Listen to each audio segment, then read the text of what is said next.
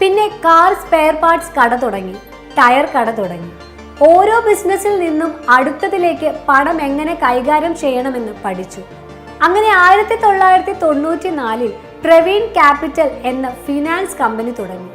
ഇന്ന് അത് മാത്രം 240 കോടി രൂപയുടെ ബിസിനസ്സാണ്. വർഷങ്ങൾ കഴിഞ്ഞു. 2000 പാക്കേജ് കുടിവെള്ള കമ്പനി എന്ന സ്ഥാപനം യാഥാർത്ഥ്യമാക്കി. ബിന്ദു പിറന്നു. 2 വർഷം കഴിഞ്ഞ് അടുത്ത ഹിറ്റ് ഉൽപ്പന്നം ബിന്ദു ജീര മസാല വടക്കേ ഇന്ത്യയിൽ കണ്ട ഒരു കാഴ്ചയിൽ നിന്നാണ് ഈ ആശയം കിട്ടിയത്. ആദ്യമൊക്കെ ആളുകൾക്ക് അത്ര ഇഷ്ടപ്പെട്ടില്ല. പക്ഷേ സത്യശങ്കറിന് ഉറപ്പായിരുന്നു ഇത് ഹിറ്റാകുമെന്ന്. പിന്നെ സംഭവിച്ചത് ചരിത്രം. ബിന്ദു ജീര മസാലയുടെ ആ രഹസ്യക്കൂട്ട് ആർക്കും ഇനിയും കോപ്പി ചെയ്യാൻ പറ്റിയിട്ടില്ല. അതാണ് ഈ വിജയത്തിന്റെ മെയിൻ കാരണം. റിലയൻസ് പോലുള്ള വലിയ കമ്പനികൾ ബിന്ദുവിനെ വാങ്ങാൻ വന്നു. പക്ഷേ സത്യശങ്കർ വിറ്റില്ല. അദ്ദേഹത്തിന് ഈ നാടിനും നാട്ടുകാർക്കും വേണ്ടി ഇനിയും ഒരുപാട് കാര്യങ്ങൾ ചെയ്യാനുണ്ട്.